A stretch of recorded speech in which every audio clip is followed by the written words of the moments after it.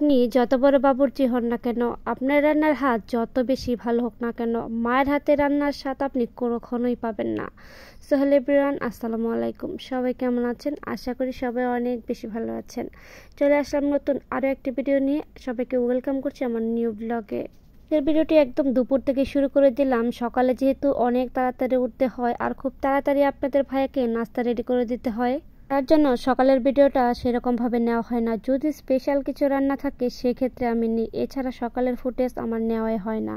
যে দুপুরে কী কী রান্না বান্না করবো সব কিছু থাকছে আজকের ভিডিওতে। দুপুরে আজকে অনেকগুলো মাছের মাথা জড়ো হয়ে গেছে, সেগুলোকে বের করে নিয়েছি মুড়িঘণ্ট রান্না করব বলে।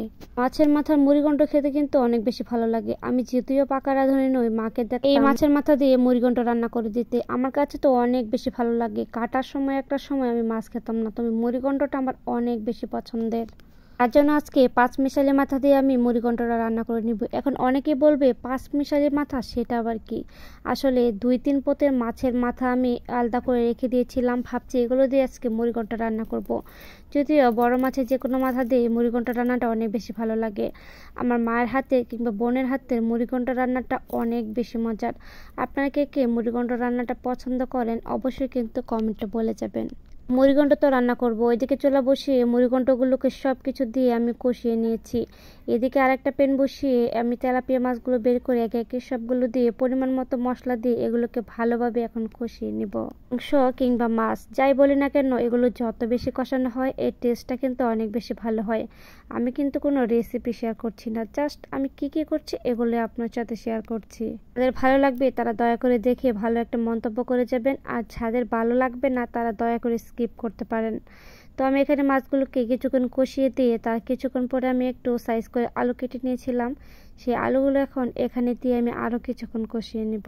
এভাবে মাছ কিছুক্ষণ কষানোর পর তরকারি কিংবা যে কোনো কিছু আরও কিছুক্ষণ কষিয়ে যদি ঝোলের পানিটা দেওয়া হয় তবে কিন্তু রান্নার স্বাদটা অনেক বেশি ভালো হয়ে যায়। যেকে আমি দুপুরের জন্য মুড়িঘণ্টটা রান্না করে নিয়েছি আর তেলাপিয়া মাছের ঝোলটা রান্না করে নিয়েছি।